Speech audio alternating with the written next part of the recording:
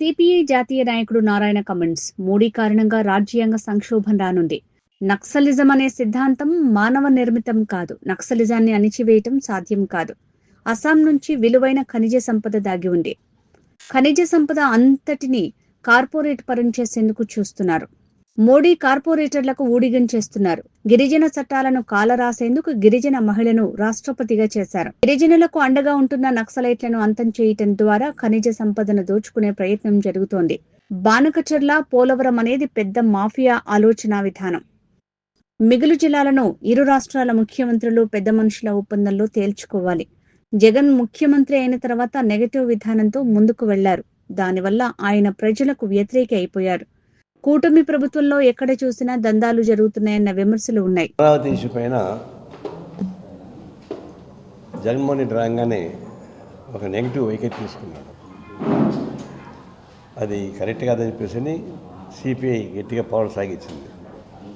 CPI రంగంలో దిగిన తర్వాతే మన టీడీపీ వచ్చింది. ముందు రాలే. అక్కడంతా టీడీపీ ఒకటి ఉండేది నాయకుడు. 5 ఏళ్ల పాటు వాళ్ళు అగ్ని పరీక్ష ఎదుర్కొన్నారు. పండగలు లేవు, పబ్బాలు లేవు.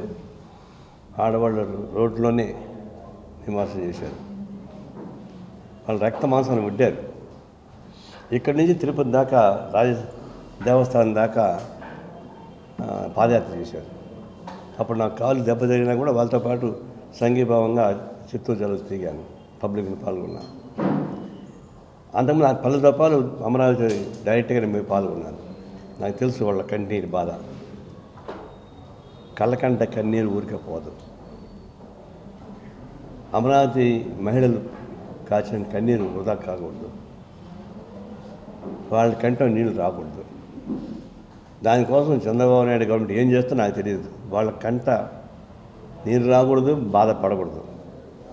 ఫస్ట్ వాళ్ళకి మీరు సేవ చేయకుండా ఇంకొకరు చేస్తారు. ఎవరైతే మీకు ఊపిరి పోసారో, టీడీపీ ప్రభుత్వానికి ఆక్సిజన్గా నిలబడ్డారో, జగన్మోహన్ రెడ్డి నిర్బంధాలను తట్టుకొని నిలబడినారో, వాళ్ళకి సహాయం చేయకుండా ఇంకొకరు చేస్తారండి. ఆయనోడి కాకులో కానివాడి కంచంలో పెడతారా? కాబట్టి మీరు కొండందు వీళ్ళకి తీసుకెళ్తారో నాకు తెలియదు, లేదా కొండంత అవుతారో తెలియదు. అమరావతి ప్రజానికి మాత్రం కంటిన్యూ రాకూడదు. ఇప్పుడు నాకు తెలిసి కూడా ఉన్నారు, మేము ఆత్మహత్య చేసుకుంటాం బెదిరించిన వాళ్ళు. ఒకతను చనిపోయాడు. హార్ట్ అటాక్ వస్తే ఎప్పుడు చనిపోతుంది, అది వేరు. ఆయన బాధని చెప్తూ చనిపోయాడు. అది ప్రభుత్వ హత్య కాదు. అది ఇప్పుడు కూడా దానికి రియలైజేషన్ లేదు. ఫస్ట్ ప్రయారిటీ దీని మీద ఇప్పుడున్న ఏ ఏజ్ అంటాడు, విశాఖ అంటాడు, ఇంకోటి అంటాడు, అమెరికా అంటాడు, జపాన్ అంటాడు. ఇప్పుడు గాలిలో తిరుగుతున్నాడు, మళ్ళీ ఎక్స్పాన్షన్ పోతున్నాడు.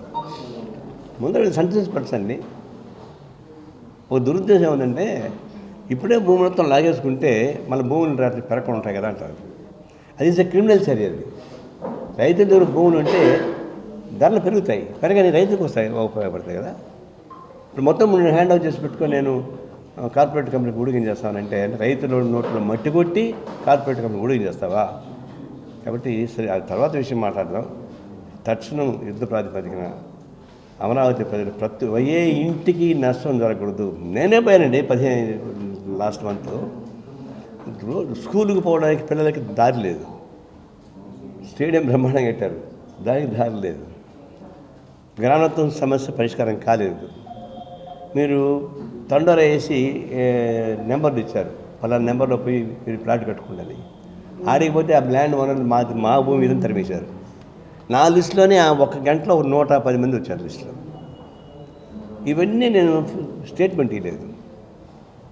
కడుపు చూసుకుంటే కాళ్ళ మీద పడుతుంది కదా అని సోషల్ మీడియాలో పెట్టి కన్సర్న్ వాళ్ళకి పంపించాను, నేను చూడమని. చెప్పిన నెల రోజుల తర్వాత అతను చనిపోయాడు. ఇప్పుడు ఇంకో పెండింగ్లో ఉన్నారు కొంతమంది. అందువల్ల మీరు అంతర్జాతీయ జాతీయ స్థాయిలో మోడీని మెప్పు పొందడానికి, ట్రంప్ను మెప్పు పొందడానికి మీరు ఏం చేస్తారు? కానీ అమరావతి ప్రజానీకానికి స్పష్టమైన సేవ చేసిన తర్వాతనే మిగతా చూడమని కోరుతున్నాను.